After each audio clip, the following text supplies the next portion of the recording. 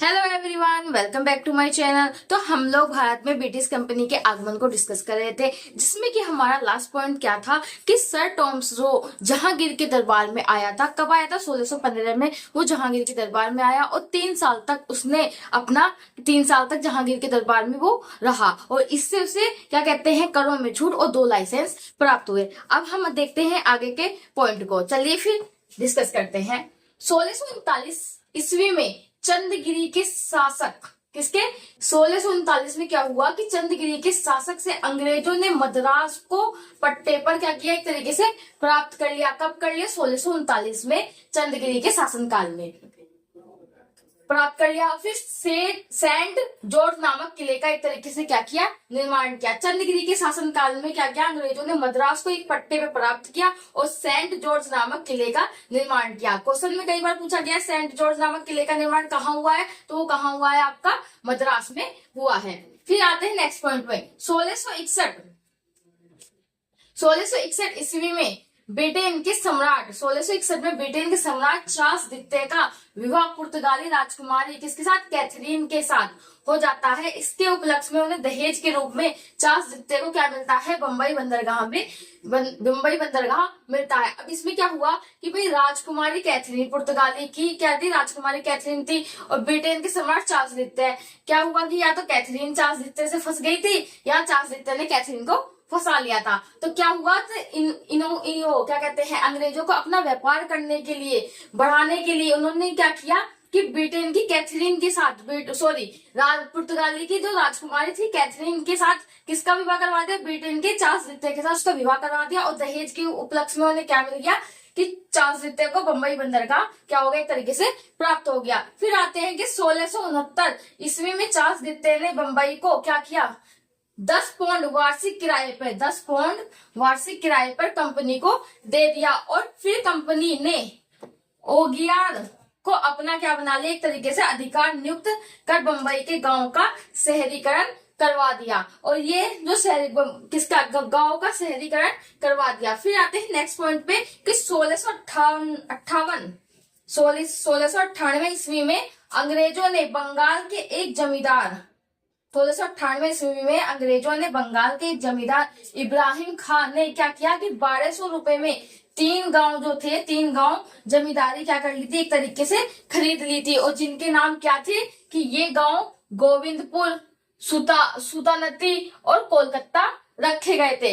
ये तीनों गांव विकसित होकर के क्या बने, एक तरीके से कलकत्ता नगर का क्या हुआ, निर्माण हुआ। कलकत्ता नगर का निर्माण हुआ। और फिर क्या हुआ, इसको जो बसाने का जो श्रेय दिया गया कलकत्ता नगर को, जिसने बसाया था उसका नाम क्या था, जोग चाणक्य को जाता है। किसको जाता है, जोग चाणक्य को जाता है। नेक्स्ट पॉइंट क्या है कि 1700 ईस्वी में, इंपोर्टेंट पॉइंट है ये, 1700 ईस्वी में क्या हुआ कि कलकत्ता में फोर्ट विलियम किले का क्या हुआ, एक तरीके से निर्माण हुआ। फोर्ट विलियम किले का निर्माण कब हुआ, 1700 ईस्वी में। और कहाँ हुआ, कलकत्ता में हुआ। और ये पूर्वी भारत के सभी बस्तियों का क्या बन गया, एक तरीके से केंद्र बन गया। फिर आते हैं नेक्स्ट पॉइंट पे कि फोर्ट विलियम का प्रथम अध्यक्ष कौन था। फोर्ट विलियम के प्रथम अध्यक्ष किसको कहा गया है, चार्ल्स आयर को कहा गया है। नेक्स्ट पॉइंट क्या है हमारा कि 1715 ईस्वी में कंपनी का एक प्रतिनिधि मंडल जॉन सलमन की अध्यक्षता में मुगल सम्राट फारूक सियर के दरबार में पहुंचा। और इस प्रतिनिधि मंडल में कौन था कि हेमिल्टन नामक एक चिकित्सक था। इसमें क्या हुआ था कि फरुख सियार जो था, दरबार था, जो सम्राट जो था फरुख सियार दरबार का प्रतिनिधि मंडल में कौन था कि हेमिल्टन नामक था, एक चिकित्सक था, जिसने क्या किया था कि फरुख सियार को एक गंभीर बीमारी हो गई थी। क्या हो गई थी, गंभीर बीमारी हो गई थी। और इससे क्या था, इसको मुक्ति दिलाने के लिए इससे क्या हुआ था कि हेमिल्टन ने क्या किया था, फरुख सियार को एक तरीके से मुक्ति दिलाई थी उस रोग से, जिससे प्रसन्न होकर के 1717 ईस्वी में फरमान द्वारा कंपनी को अनेक रियासतें क्या एक तरीके से प्रदान की गई। एक बार इंपोर्टेंट पॉइंट को एक बार फिर से रिवाइज कर लेते हैं कि 1639 में क्या हुआ कि चंद्रगिरी के शासनकाल में अंग्रेजों ने मद्रास को एक तरीके से क्या किया, पट्टे पर प्राप्त किया था, जिससे उन्होंने क्या निर्माण किया था, सेंट जॉर्ज नामक किले का एक तरीके से क्या किया था, निर्माण किया था। 1661 में क्या हुआ था कि ब्रिटेन के सम्राट चार्ल्स द्वितीय का विवाह पुर्तगाली राजकुमारी किसके साथ हुआ था? कैथरीन के साथ हुआ था।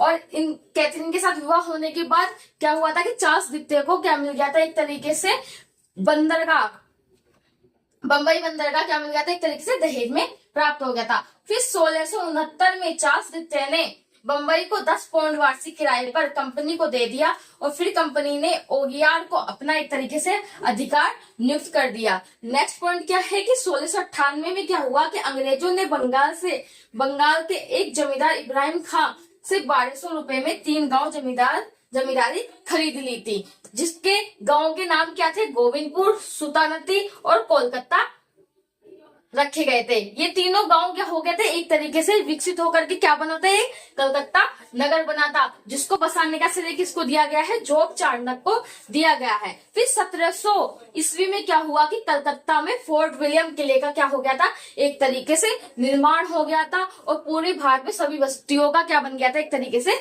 केंद्र बन गया था। फिर फोर्ट विलियम का प्रथम अध्यक्ष कौन था? सर चार्ल्स आयर था। कौन था? सर चार्ल्स आयर था। 1715 ईस्वी में क्या हुआ कि कंपनी प्रतिनिधिमंडल जॉन सरमन की अध्यक्षता में मुगल सम्राट फर्रुखसियार के दरबार में पहुंचा। किसके दरबार में पहुंचा? फर्रुखसियार। फर्रुखसियार जो था वो एक तरीके से क्या था? रोग से ग्रस्त था। तो उसका जो इलाज किसने किया था? वो हैमिल्टन नामक एक चिकित्सक था, जो कि क्या था? अंग्रेजी था, एक तरीके से अंग्रेज ही था।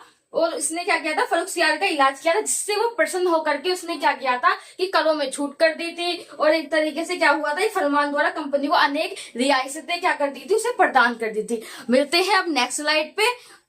Thank you.